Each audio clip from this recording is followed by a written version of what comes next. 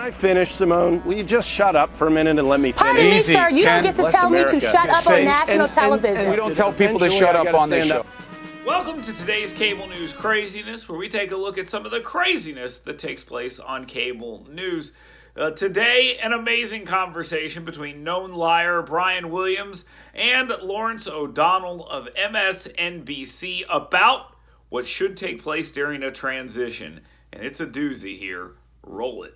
Lawrence O'Donnell to the politics of this moment and what is normally the kind of ceremony of this moment. You've been around politics a long time. Talk about what should be going on inside the White House as opposed to what we know and what Ashley's going to tell us what is going on inside the West Wing.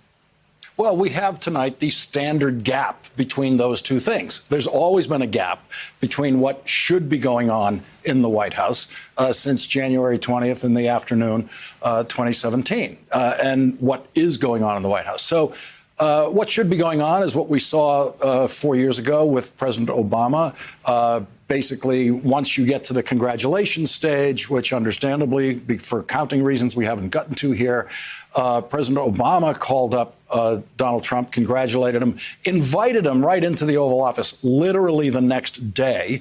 None of that's going to happen. And I've been saying for years, none of that's going to happen, and that Donald Trump is not going to attend the inauguration of Joe Biden, and that Donald Trump is not going to, show Joe Biden around the White House. They're going to try to sabotage the transition in every way they can. Meanwhile, there's no better conceivable president-elect when Joe Biden becomes that in these circumstances than Joe Biden, because no one has more experience on how to go into that White House without the help of the preceding president. And so Joe Biden is the strongest positioned person to try to pull off a transition while being sabotaged by the outgoing administration.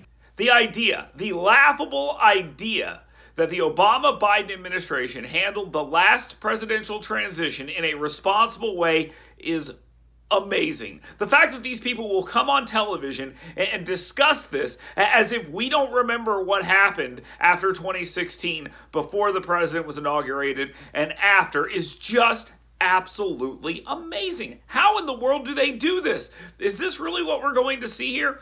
Are we really going to forget all the things that took place when Barack Obama and Joe Biden met with their intelligence officials and came up with a plan to use the Hatch Act to go after the Trump administration, most importantly, General Flynn, to try to create this idea that there was Russian collusion in the election and undo the entire process and claim that the whole thing was illegitimate? Are we really going to do that? The answer is yes. That's exactly what we're going to do. That is what we are going to see from the American media. They are going to complain that the Trump administration is not giving the appropriate weight to this transition when the last administration, which this guy was a part of, Joe Biden, used to fight the incoming administration. Not help them, not be unhelpful. No, fight. And you can tell me all day how he invited President-elect Trump into the White House and met with him.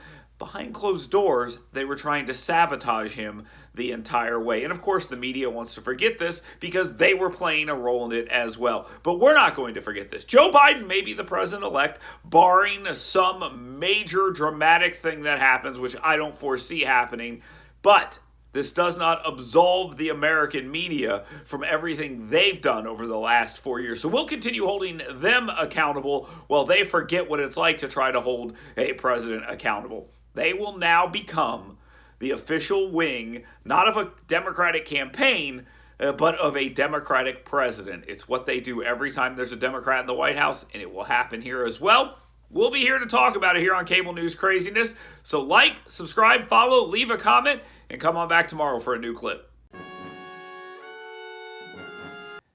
Hey folks, Dale Jackson here from my friends at Rocket City Property Management. Look, I'm a busy guy and there's a lot going on in the world. I don't have time to manage my properties. Luckily, Rocket City Property Management does an absolutely amazing job. They find the clients, they collect the rent, they do all the repairs, and take care of absolutely everything. It's almost like I forget they even exist. That's how good they are. Go learn more about them today. rcpmanage.com. That's Rocket City Property Management. When you talk to them, make sure you tell them Dale Jackson sent you.